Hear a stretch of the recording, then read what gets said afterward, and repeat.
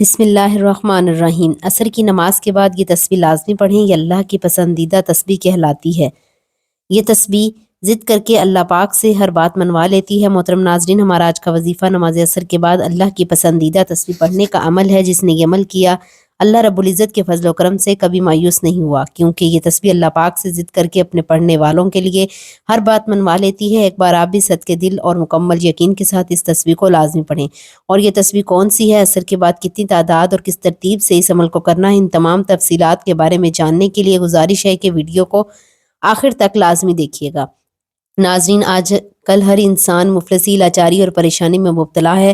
وہ اللہ کی بجائے انسانوں کے آگے ہاتھ پھیلاتا ہے، لوگوں کے در پر جاتا ہے، لیکن اس در پر نہیں جاتا جہاں بے شمار خزانے ہیں، جو دینے پر خوش ہوتا ہے اور جتنا مانگو اتنا زیادہ عطا کرتا ہے۔ آج انسان اس در کو چھوڑ کر دوسروں کے در پر جاتا ہے اور وہاں سے اس کو مایوسی ہوتی ہے۔ تمام بھائیوں اور بہنوں سے گزارش ہے کہ اللہ سے مانگو، اللہ سے مانگنا سیکھو، اس سے آپ کو مایوسی بھی نہیں ہوگی اور اللہ تعالیٰ مانگنے والے سے اتنا خوش ہوتا ہے کہ اس کی زندگی بھی بدل دیتا ہے۔ جو شخص اللہ تعالیٰ کے آگے ہاتھ پھیلاتا ہے، اللہ تعالیٰ اس سے خوش ہوتا ہے، اس کو کبھی کسی کا محتاج نہیں کرتا، اور اس عمل کی بدولت جو شخص بھی اللہ تعالیٰ سے مانگتا ہے تو یہ تسبیح اللہ تعالیٰ سے ضد کر کے اپنے پڑھنے والے کے لیے اس کی ہر بات منوا لیتی ہے۔ ناظرین، اللہ تعالیٰ نے قرآن مجید میں فرمایا ہے، بے شک نماز مومنوں پر مقررہ وقتوں میں فرض کی گئی ہے۔ ناظرین کرام، آج کا جو وظیفہ ہے اس کی ترتیب آپ اچھے طریقے سے سمجھ لیں، اور میری باتوں پر آپ نے عمل بھی کرنا ہے اور اس کو اپنے دوستوں کے ساتھ شیئر کرنا ہے۔ یہ بھی ایک صدقہ جاریہ ہوگا، کسی ایک بندے نے بھی اس عمل کو کر لیا تو اس کا اجر آپ کو بھی ملے گا۔ جب نماز عصر کی نماز آپ ادا کر لیں، آپ نے کوشش کرنی ہے وہیں اس جگہ پر بیٹھ جائیں۔ مردوں نے کوشش کرنی ہے کہ وہ مسجد میں جا کر باجماعت نماز ادا کریں، عورتوں نے گھر میں نماز ادا کرنی ہے۔ محترم ناظرین، اللہ پاک کے آخری نبی صلی اللہ علیہ وآلہ وسلم نے فرمایا، اللہ پاک ارشاد فرماتا ہے، میں نے تمہاری امت پر دن رات میں 5 نمازیں فرض کی ہیں، اور میں نے یہ عہد کیا ہے کہ جو ان نمازوں کو ان کے اوقات میں پابندی سے ادا کرے گا میں اس کو جنت میں داخل کروں گا، اور جو بندہ ادا نہیں کرے گا اس کے لیے میرے پاس کوئی عہد نہیں۔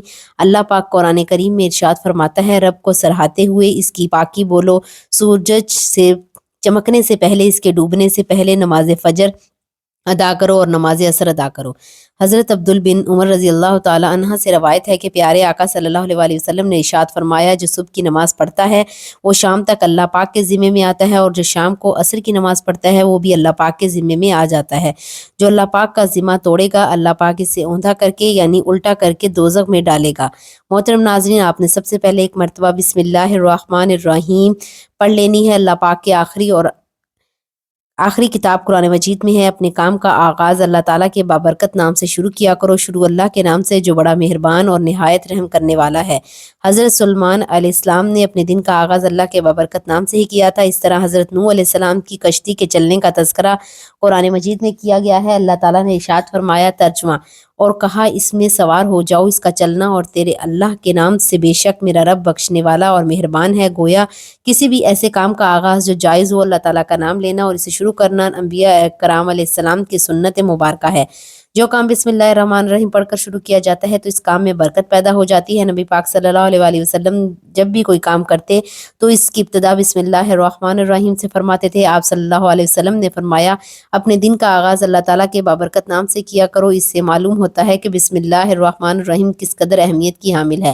رسول پاک صلی اللہ علیہ وسلم کا ارشاد ہے کہ دروازہ بند کرتے وقت بسم اللہ پڑھو، چراغ گل کرتے وقت بسم اللہ پڑھو، برتن ڈھانپتے ہوئے بسم اللہ پڑھو، مشک کا منہ بند کرتے ہوئے بسم اللہ پڑھو، کھانے پینے، ذبح کرنے، وضو کرنے، کشتی میں سوار ہونے، ہر نیک کام کرنے سے پہلے بسم اللہ الرحمن الرحیم پڑھنا مستجب ہے۔ ناظرین کرام، اس کے بعد آپ نے نبی کریم صلی اللہ علیہ وآلہ وسلم کی ذات اقدس پر صرف 3 مرتبہ درود پاک پڑھنا ہے۔ درود پاک آپ کوئی سا بھی پڑھ سکتے ہیں، چھوٹے سے چھوٹا درود پاک پڑھ لیں یا درود ابراہیمی، لیکن درود ابراہیمی کی فضیلت زیادہ ہے۔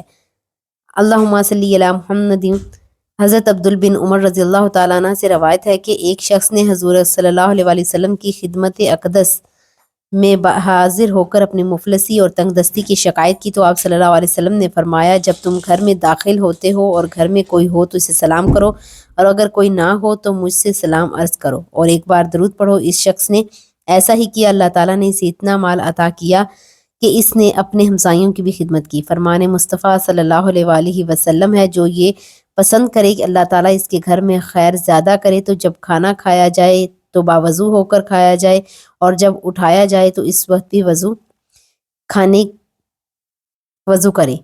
مراد دونوں ہاتھوں گھٹنوں تک اور منہ کا اگلا حصہ دھونا اور کلی کرنا فیضان سنت میں مل کر کھانا کھانے میں برکت ہے۔ سرکار مدینہ صلی اللہ علیہ وآلہ وسلم کا فرمان ہے، اکٹھے کھانا کھاؤ، الگ الگ نہ کھاؤ، کہ برکت اکٹھے کھانے میں ہے۔ اس حدیث پاک کے تحت حکیم الامت مفتی احمد یار خان رحمۃ اللہ الجنان فرماتے ہیں، ساتھ کھانے میں تھوڑا کھانا بہت کو کافی ہو جاتا ہے، آپس میں محبت بڑھتی ہے۔ سرکار دو عالم صلی اللہ علیہ وسلم کا فرمان عالی شان ہے، جو شخص دسترخوان سے کھانے کے گرے ہوئے ٹکڑوں کو اٹھا کر کھائے وہ فراغی کی زندگی گزارتا ہے اور اس کی اولاد عافیت میں رہتی ہے۔ رزق میں برکت کا ایک سبب رشتہ داروں سے حسن سلوک کرنا بھی ہے۔ نبی کریم صلی اللہ علیہ وآلہ وسلم نے فرمایا، جس سے عمر میں اضافہ اور رزق میں زیادتی ہو پسند ہو تو اسے چاہیے کہ وہ اللہ تعالیٰ سے ڈرے اور صلہ رحمی کرے، سال بھر رزق حلال ملے گا۔ فرمان مصطفیٰ صلی اللہ علیہ وسلم، جو بھوکا اور حاجت مندوں کو اگر اپنی حاجت لوگوں سے چھپائے رکھے، اللہ تعالیٰ اس کے حلال رزق میں برکت عنایت کرے گا۔ جس نے استغفار کو اپنے اوپر لازم کر لیا، اللہ عز و جل نے اس کی ہر پریشانی دور فرما دی اور ہر تنگی سے اسے راحت عطا فرمائے گا اور اسے ایسی جگہ سے رزق عطا فرمائے گا جہاں سے اسے گما بھی نہ ہوگا۔ حضور صلی اللہ علیہ وسلم نے فرمایا، کہ میں تمہیں وہ چیز نہ بتاؤں جو تمہارے دشمن سے نجات دے اور تمہارا رزق وسیع کرے؟ دن رات اللہ تعالیٰ سے دعا مانگتے رہو، کیونکہ دعا مومن کا ہتھیار ہے۔ محترم ناظرین، یوں تو آپ سب سے پہلے نماز عصر ادا کر لیں، بالکل جو طریقہ بتایا ہے اس طریقے سے آپ کو یہ عمل کر لینا ہے۔ اپنی طرف سے آپ کو کسی قسم کی کوئی کمی پیشی نہیں کرنی ہے، ورنہ آپ کا وظیفہ اثر نہیں کرے گا۔ آپ نماز عصر ادا کر لیں، اس کے بعد آپ وہیں جائیں نماز پر بیٹھ جائیں اور سب سے پہلے 3 بار درود پاک پڑھ لیں۔ ایک بار ثواب کی نیت سے میرے ساتھ بھی درود پاک پڑھ لیں۔ اللہم صلی علی محمد وعلی آل محمد کما صلیت علی ابراہیم وعلی آل ابراہیم انک حمید مجید۔ اللہم بارک علی محمد وعلی آل محمد کما بارکت علی ابراہیم وعلی آل ابراہیم انک حمید مجید۔ اور اس کے بعد 3 بار سورہ کوثر پڑھ لیں۔ انا اعطیناک الکوثر فصلی لربک وانحر ان شانئک ھو الابتر۔ اور اس کے بعد آپ نے 11 مرتبہ سب سے پہلے یا مجید پڑھ لیں، یا مجید یا مجید یا مجید، اس کو آپ نے 11 مرتبہ پڑھنا ہے۔ اور اس کے بعد پھر آپ نے 1 مرتبہ سورۃ اخلاص، قل ھو اللہ احد اللہ الصمد لم یلد ولم یولد ولم یکن لہ کفوا احد پڑھ لیں۔ اور پھر آخر میں آپ نے 11 مرتبہ یا لطیف پڑھنا ہے۔ یاد رہے، یا لطیف یا لطیف یا لطیف، اس کو بھی اچھی طرح 11 مرتبہ پڑھنا ہے۔ اور اس کے بعد پھر 11 مرتبہ یا ودودو پڑھنا ہے، یا ودودو یا ودودو، اس کو اچھے طریقے سے پڑھنے کے بعد آپ نے پھر 11 مرتبہ یا مقتدرو یا مقتدرو پڑھنا ہے۔ آپ کی جتنی بھی دولت کی تنگی ہوگی فوری طور پر ختم ہو جائے گی۔